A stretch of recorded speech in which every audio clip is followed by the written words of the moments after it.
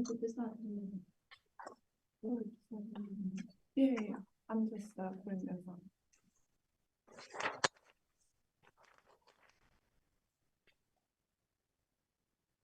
You hearing?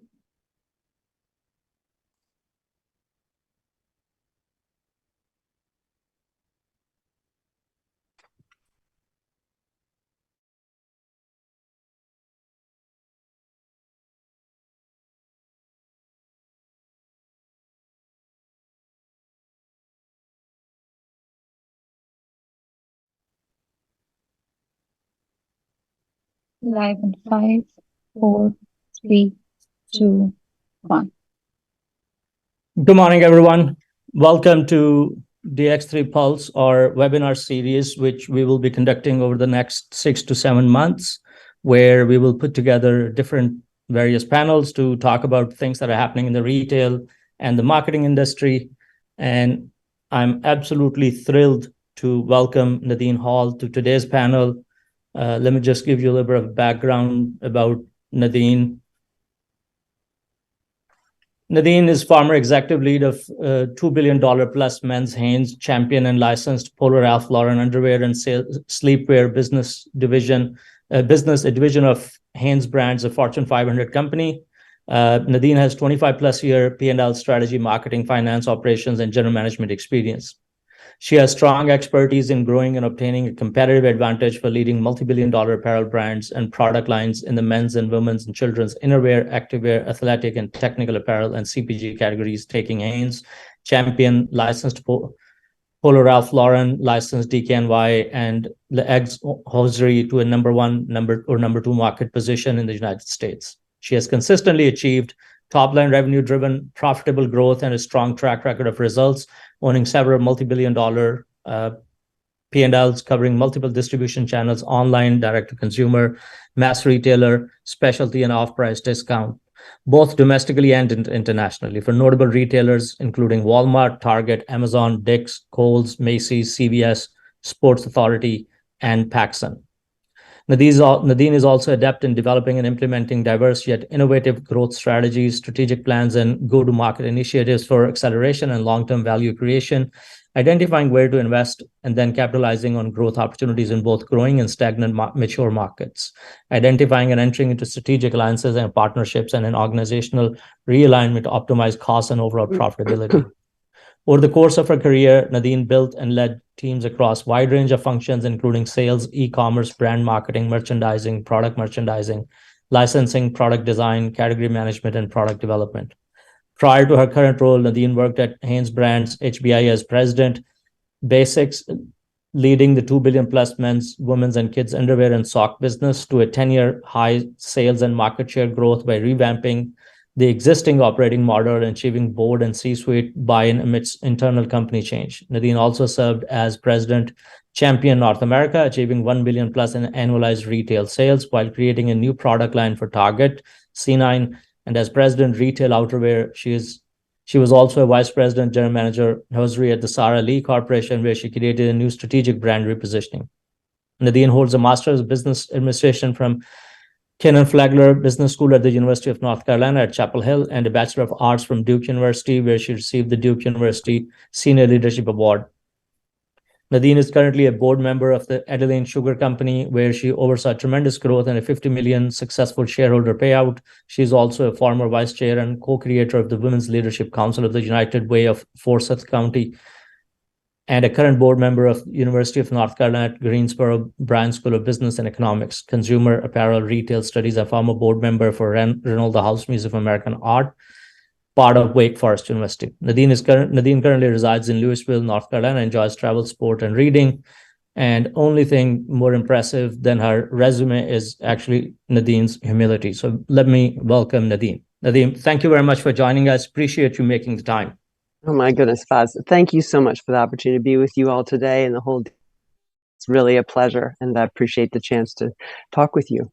Well, thank you very much, and pleasure is all ours. So let me just get started, and we want to talk about one, understanding where is the apparel industry, and get a sense of sort of the status of the apparel industry. So where do you think the industry is at the moment?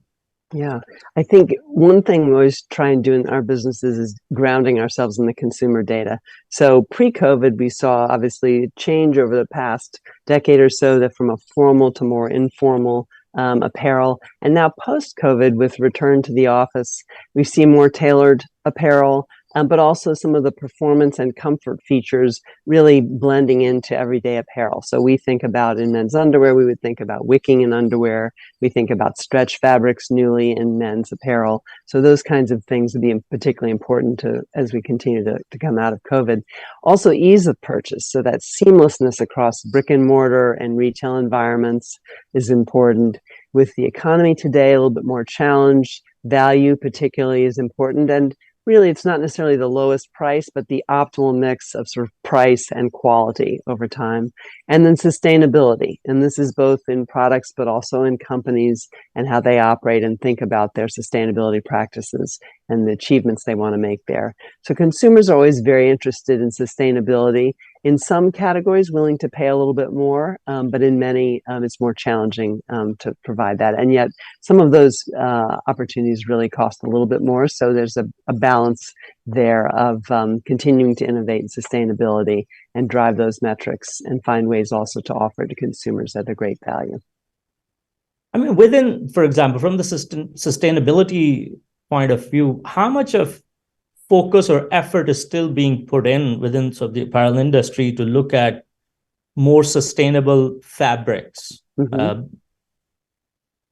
I think there's a great deal of work underway overall, and it's really, you kind of hit the nail on the head. There's the fabric part, which is very much in front of the consumer, and we think about it a great deal. There's also the fibers that are used, so they might be sustainable, and the total fabric might have that as a component. There's also the packaging, which is a key feature of us for us overall, and the sense of recycling and reusing of apparel.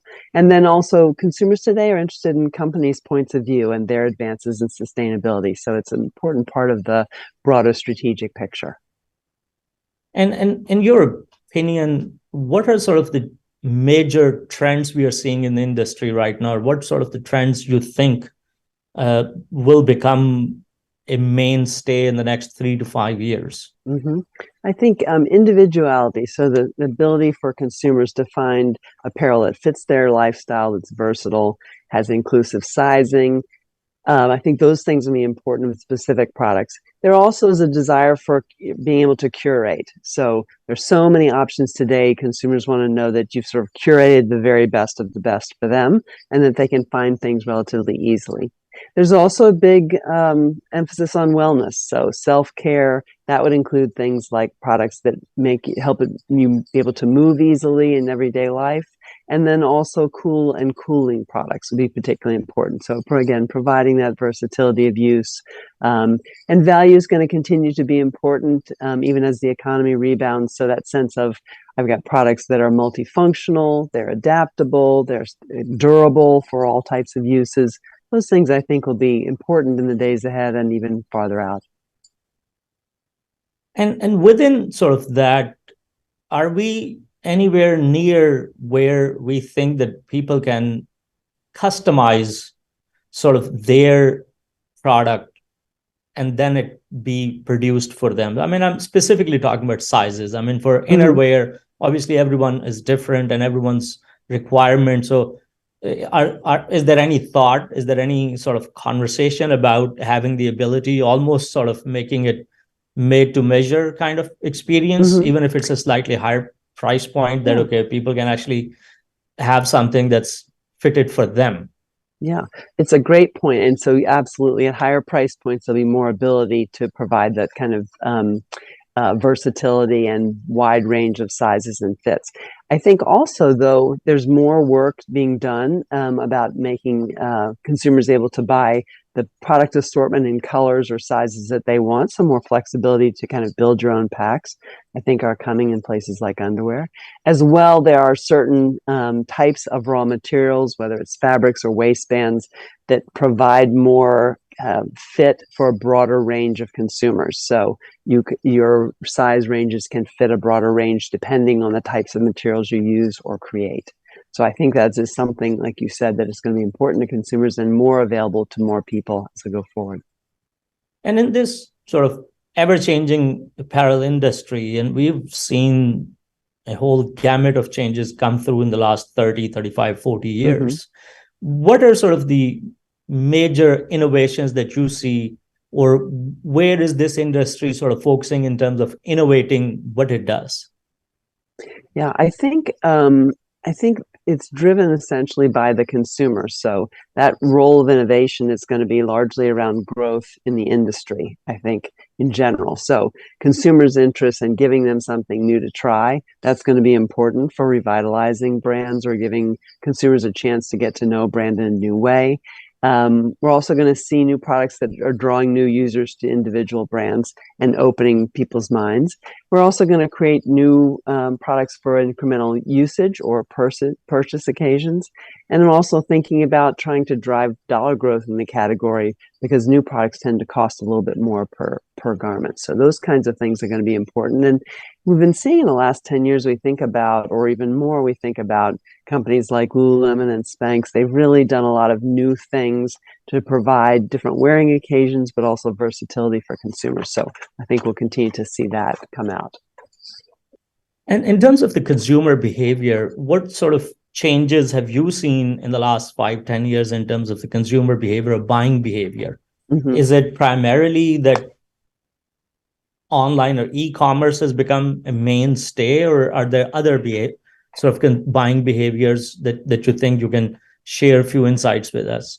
Yeah, well, I think one of the things is going to be the consumers are going to continue to want to see sustained kind of linkage between a brick and mortar offering and an online offering. So they are often, as you see, consumers are standing in a brick and mortar store and they have the website up on the phone and they're going back and forth or engaging with brands in new ways.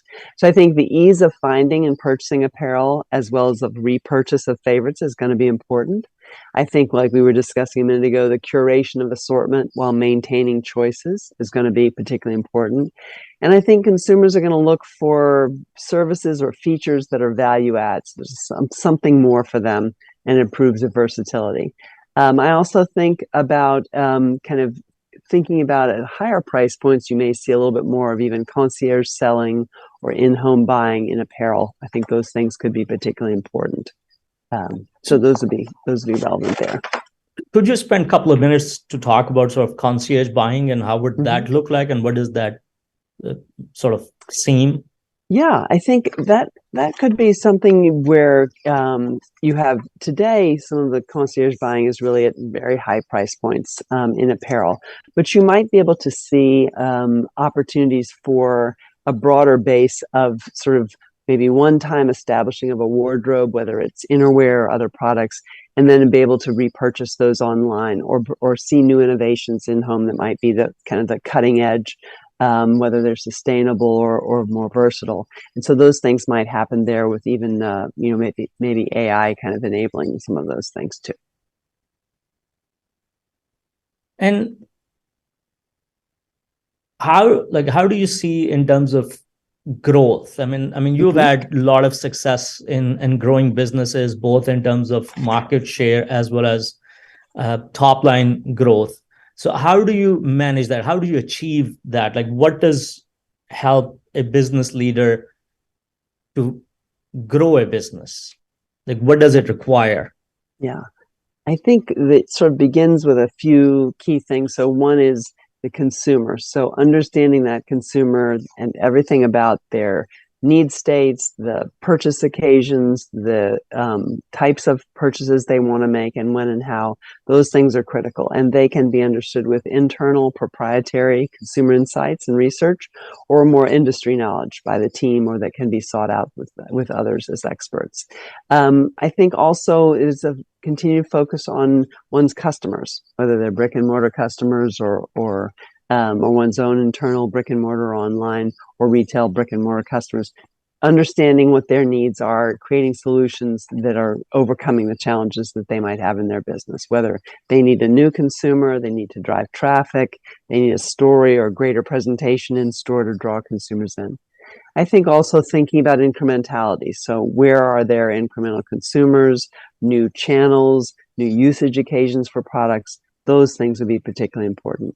And then thinking about marketplace advantages. So what are the competitive advantage of your brand or business? And what are long-term ways to differentiate yourselves in consumers' minds from competition? And then thinking about what things could be exclusively yours, whether it's a fabric that you can only offer to consumers or you've created a new product that can be patented. Those things are going to be important particularly. I think also thinking about what things can be scaled so you have lower cost or brought to market more rapidly. Those things would be competitive advantages also and help to drive some of the both sales and share, but also profitability gains.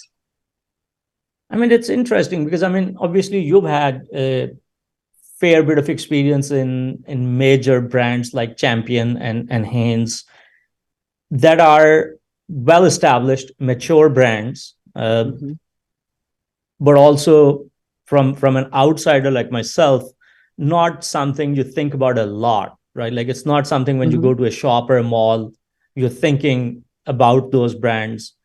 It's only when you actually need an innerwear you actually want to go buy it. So how do you sustain that growth over a long period of time? Like how, because I mean, your brands have been number one or number two in the marketplace. That's amazing. So how do you sustain that growth and how do you sustain that share? Yeah, it's a great question, Faz. And one of the things that we have to think about always is we have leading share is continuing to focus on gaining share to make sure we're at least holding it. So continued innovation in product is a key one, but also new go-to-market strategies, new business models that might be more appealing to either consumers or customers, process improvement, so improving efficiency of everything we do all the time, and then thinking about the in-store online merchandising. So in what kind of environment are the products sold and how can that make it a more pleasurable, simple, easy process? There's also leveraging the learning across brick and mortar and digital because we're able to find out a lot about how consumers use our products, enjoy our products, and we can bring that into the messaging in brick and mortar. I think also continuing to learn more and more about consumers and what it takes to both cause your existing consumers to repurchase or give them a reason to, or to draw new consumers into the franchise. I think also leveraging the product to support the brand's connection with consumers. So that those new products can change the perception of consumers to make them feel like, well, this is a brand for me, or this is a product that really gave me a sense that this is a brand that's modern and fresh and new and doing innovative things, and I want to be part of that. So can do all those things to help sustain that methodology over time. But it's kind of the bar is always raised, and so we have to think about what can we do in a different way that will be appealing to consumers, but also help customers with solutions.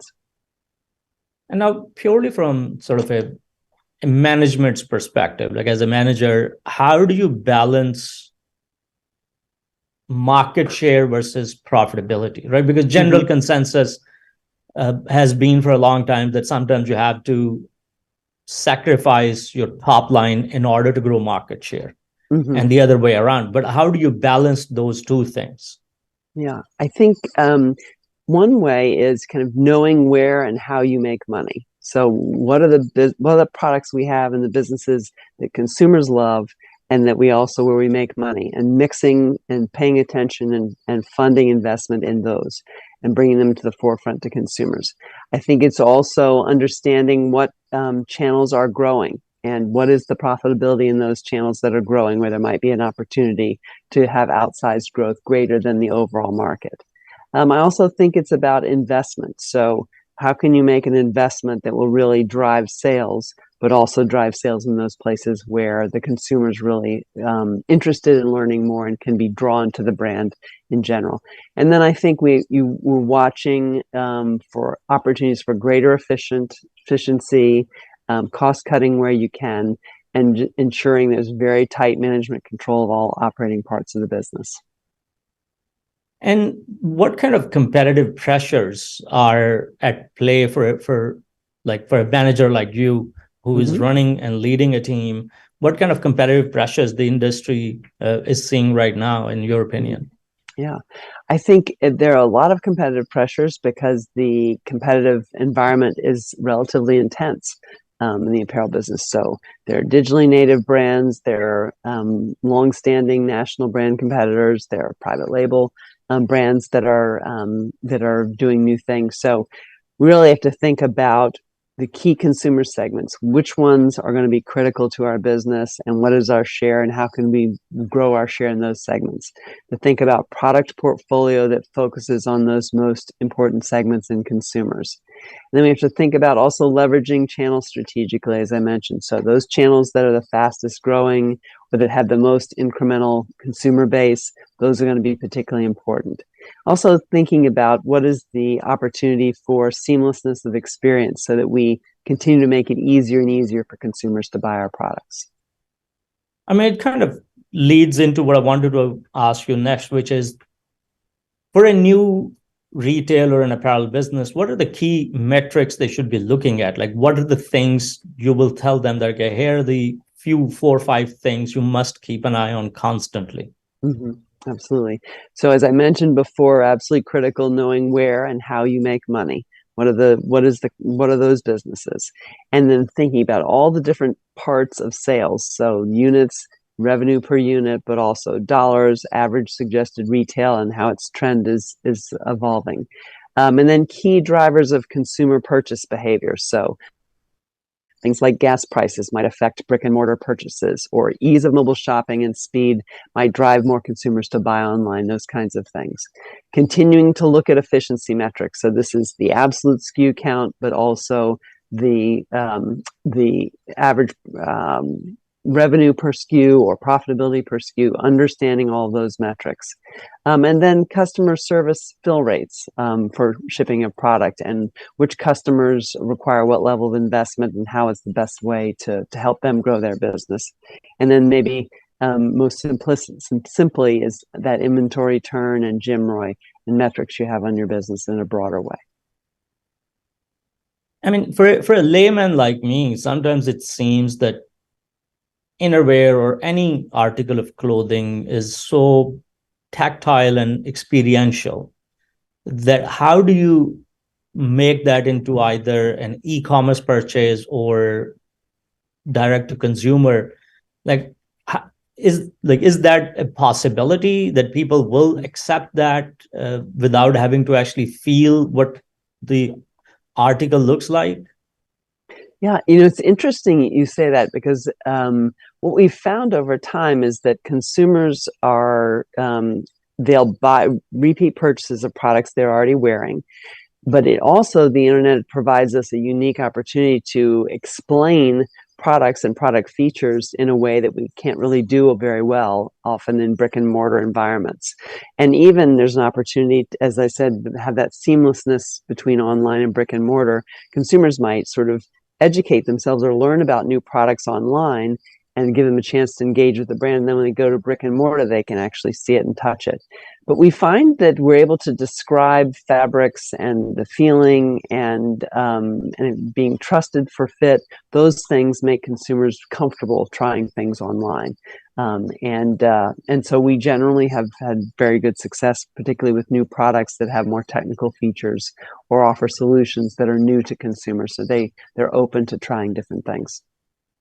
So, I mean, in that sort of space, then, is there an opportunity for sort of implementing or having a larger role for alternative reality, virtual reality kind of experiences where, I mean, I know that within sort of sun or sort of glasses, you can now basically put your picture, video, and try different looks and see how it seems like. So you think even within sort of the apparel industry eventually, or that's the direction we are going towards, where I can pick and choose different cuts and different styles and see how they look on my body type or my shape. And would that become more prevalent? Yes, I think it will become more prevalent too, as we're looking for that sort of customization for each consumer. They want to find the right product for them. So the beauty of that would be, certainly there are algorithms that will help with fit, but also a sense that that consumers can see what it looks like, but also understand the different fits that are available. And over time, that will also help us with developing products that kind of draw the consumer's attention, but also fit the greatest number of people in the most meaningful way.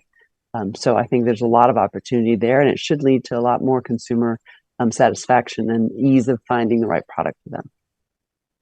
I mean, over the past few years, one, obviously manufacturing, most of it has moved out of North America. And also within sort of clothing or apparel business, the price point.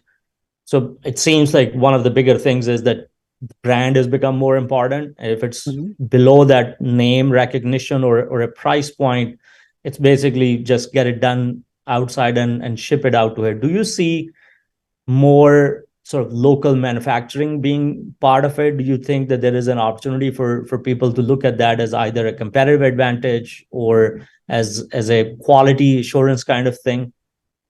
Yeah, I think that you're exactly right. But competitive advantage, quality, and also that sense of community. I think that definitely will happen at higher price point items where people are maybe looking for a gift item or particularly in outerwear. But it could be something overall that they just have that sense of, I'm purchasing something in my local community or an online community, and keeping that revenue here. So I think this sense of physical community, but also virtual community that might be geographically dispersed is going to be important going forward. There's some categories like fresh food, etc., and selective apparel items that will always be local, but I think that redefining of local to mean a community potentially of like-minded people who might be global geographically, but connected virtually, and maybe periodically in person. I think those things could be new ways of thinking about community. I also think with AI and automation, there's potential for much more local and regional customization of garments, but also that sort of finishing work being done in a more local manner. So in your opinion, what are sort of the major 3 or 4 trends that you see taking shape over the next 3 to 5 years within the industry? Yeah, I think this idea of sort of ease of finding and purchasing apparel that feels as though it's curated for the individual consumer, as well as ease of repurchase, are going to be absolutely critical. I think curated assortments while balancing the maintenance of choice is going to be also important, that you have a sense of, I can see the options that are curated for me, but then I can easily pick them. I think the sense of incremental services or value-added features, things that make products more versatile at competitive price points, are going to be important. And I think the sense of merchandising overall. So thinking about good, better, best and consumer segments, and really the brand's unique points, those being brought forward, are going to be important. I also think the sense of sort of having sustained brick and mortar outlets are going to be particularly important, and thinking about potentially physical locations as showrooms, not unlike you'd have a furniture showroom or in many footwear departments, or pickup and return centers, that those physical locations would be chances to interact with product, but maybe it would still be shipped to you. And we did talk earlier about that concierge selling. I think there'll be a place for that potentially for us also. So those are some of the things I see, both product as well as ways of shopping. So put it in a not such a great way. It is like you can go into like an IKEA showroom, experience the product, and then you have to go someplace else, or basically order right there, and then it will be either given to you at the store in a package or it arrives at your home. But you have an opportunity to basically go and just look and feel at the product and test it out, and see how it fits. Which exactly, I guess in a way will reduce costs. I mean, if you don't need huge floor space, right, and if it's just either a spot where you can pick up and drop, so returns, or where you're in and out only to check the product and like how it feels in your hand effectively. That's interesting. That's actually very, very interesting. Yeah. And looking back, I mean, you've had a very successful career. So looking back at your career, are there any things that you saw that you think, okay, that's a tipping point, the industry has changed? I mean, obviously, COVID was one, so online is the default. A lot of, like, we were pushed into that, in that direction where we really didn't have a choice whether we wanted to adapt or not. So prior to that, were there any sort of major pivot points that you saw that you thought, okay, these have had a fundamental effect on the businesses or how we run our business? Yeah, It's a great question. I mean, most recently, of course, is the e-commerce. But even before that, if I think about a number of decades ago, you think about casualization. That really was a chance to think about. Like many of us were in the hosiery business then. Is that can you think about new products that would be important to consumers? So we used to talk a lot more about socks and tights, and think about we're in the leg covering business. We're in the sort of overall base layer for women kind of a business. So casualization brought a lot more interest in products that would have a more versatile use, but still allowed a sense of fashion beyond basic hosiery that was worn one time every day. I think the second one was athleisure, and we were certainly at Hanes, we were part of that too. The C9 by Champion business was really a bringing of performance apparel to the masses, and in a way that hadn't been done before, because previously performance apparel was very expensive and only available in a certain number of outlets. I think also from there, some of the work we did in Champion to think about new product development, and again, reaching consumers with curated assortments, and assortments that allowed sort of a differentiation on the floor. Those things were relatively new at that time. So those have changed, hopefully, the buying experience, but also the kind of the value that consumers can see in our products, that they felt that there was something unique for them. And on a personal level, I mean, there are not that many women who've had an opportunity to go lead $2-3 billion businesses and run major brands as you've had. So can you talk a little bit about your journey and the challenges that you faced along the way? Yeah, I am very grateful, Faz, for all those who've mentored me and the opportunities I've had, and really to grow up in the apparel industry and then get to being a GM and a leader.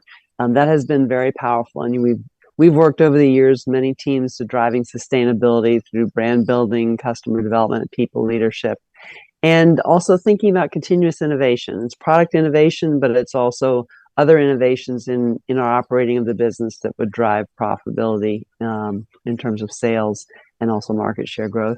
And then the chance to mentor and build teams that delivered high performance in terms of financial metrics. Those things have really been luxuries over time. And the opportunities have been great. So I've been grateful for that.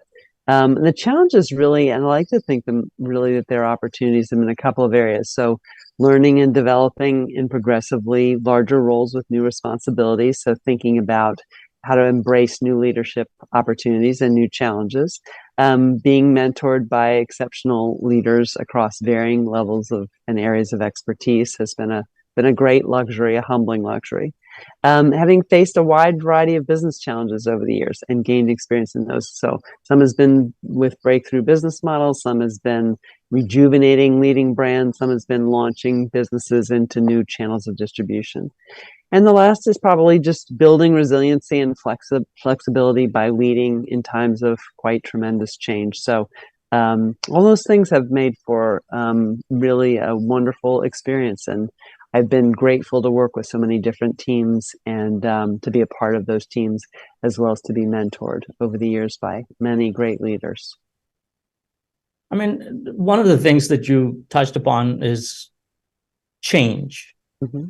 So what are sort of your advice or your thoughts on managing that change? Obviously, not everyone is as good at it. I mean, a few people are better at it than others. Obviously, everyone can learn and understand how to do that. So what are your thoughts in terms of how did you manage change, and how did you sort of manage or cope with changing environment and changing landscape? Mm-hmm. Yeah, it's really embracing it as a chance to build resiliency in oneself, but also to lead in times when leadership is needed and is going to be important to sustaining the health of the business. I think also looking at the business metrics and studying how those metrics might be changing. So this metric is going to be particularly important as a view of our success or of challenges that we need to be overcoming. And I think the last piece is thinking about the longer term. So this is our longer term strategic goal. How is the current environment or the changes we're seeing going to hopefully make it faster and easier to get there? or produce new opportunities or present challenges that we need to be working on today. So it's really an opportunity to think about things differently and to push yourself to learn new things and hopefully help become more resilient oneself, but also help one's teams with building their own resiliency. I mean, a couple of things you'd mentioned. One, you've mentioned leadership a few times. So I wanted to understand, what is your view of leadership? What makes a good leader in your experience? Well, I think the good leaders, and I've known many of them, are at the same time passionate about building the business, driving the business forward, doing new things, using the data to make a metered plan for doing something differently, but just as much focused on the team, developing their team, giving people new opportunities, training, supporting their growth, helping them find the things that really they're passionate about in their careers, and thinking about the broader view. So what is the bigger impact? When you and I were together in March at the DX3 in Canada, you and I talked a little about an underwear business overall, but thinking about the greater purpose. So we as market leaders, we led the market. We can delight consumers with new products. We can address consumers' needs in a more powerful way than any other business. Can think about the long-term ability for us to be great partners for our customers. Those things in the bigger picture and the longer view, I think, are things that have been kind of hallmarks of businesses who have had real opportunities to grow. And you mentioned sort of significance of resilience. So what is resilience in your mind, and what is the benefit? Like, what does it mean to be resilient? Yeah, what it means is to be adaptable and flexible in all circumstances. And with that, one of the opportunities is that hopefully you see opportunity and you're able to capitalize on and capture that opportunity in a way that you couldn't if you didn't sort of think about things in a flexible way. And I think having the sense also that we may try some things, test and learn some things, and they may work. But if they don't work, we'll at least learn something along the way that will make us better in the future. So it's having that sense of we're just going to keep at something, keep trying, keep learning, keep working to improve what we do, and continue to leverage everyone's abilities so that all the resources we have are brought to bear on the business opportunities that we have. And is that something, like, is that a value or is that a skill? Like, can you teach people how to be resilient? I think so. I think all of us can build our resiliency over time. And in many ways, I think, with COVID and some of the challenges in the market, economic challenges currently, we've built a lot of resilience. And it's an opportunity to continue to build that, though, because on that base of resilience then comes the opportunity to embrace what are our new growth opportunities, either in our own personal development or in our businesses. And Nadine, what would you say to your younger self? So if I were to be able to create a time machine, you can go back 20 years and see your younger self just starting out, what would you say to that Nadine? Yeah. Well, I have a bit of a laundry list, probably, because I had a lot to learn for sure. One would be to find work that you love, because then it never feels like work. Then you can work very hard, you set aggressive goals, you can intensely focus on them, and it always seems like there's something new and exciting to you. I think being a student of all aspects of your business, so learning constantly as much as you can, investigating why is something happening, why is this different than we thought, what did we do better here, what can we do better in this other case. I think also finding people you enjoy working with who have very different talents and views and knowledge than you do, that will make the business stronger and do it in a very quick way. And it's a wonderful experience to engage with people who think and feel differently than you do. Focusing on the consumer or the end user or the customer or the client to create solutions that makes their lives or their business better.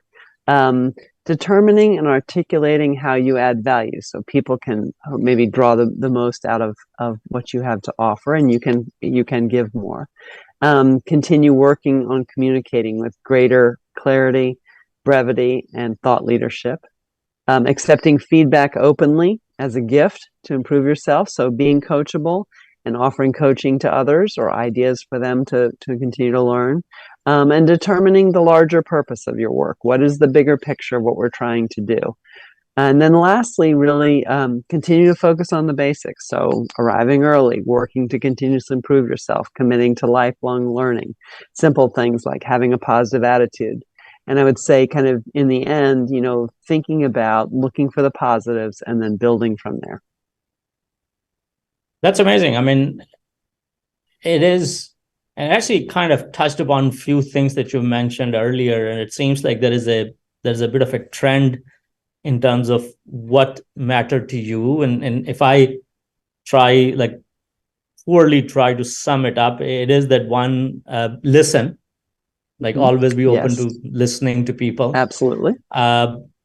Create collaborative environments. So people you actually want to work with, people you enjoy working with, and be open sort of to their feedback. It may not be positive feedback every single time. But you learn. Yeah, exactly. Be adaptable because things are going to change. Yes. No matter where you are, how you are, at some point, things are going to change. So you need to be prepared to accept that change and roll with it, and keep your sort of eyes open. Explore opportunity. Don't kill your inner curiosity. Exactly. Feed that curiosity. Always be looking, trying to understand new things, learning new things. You never know when something like that will come handy.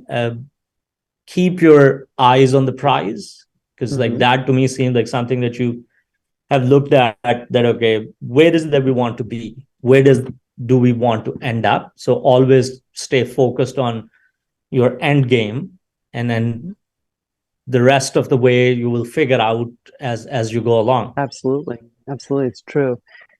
Yeah, I think you put it beautifully, Faz. And I think the sense of learning all the time and being open to learn new things and understanding things with greater depth, I think is important. I also think having a sense of gratitude for everything that has been, offered to you as an opportunity, or gratitude, frankly, for challenges and problems in the business, because in the end you'll overcome that. It'll make the business stronger. You'll be stronger. And I think embracing and supporting team members, whether they're your own team or others around you, your partners in business. I have found over the years, people in general are so strong and so tough and have so many abilities that sometimes it's just giving them the platform to draw on those and to show evidence of them and to demonstrate them. So supporting others in growing in their own resilience and their own careers is, I think, it's particularly meaningful.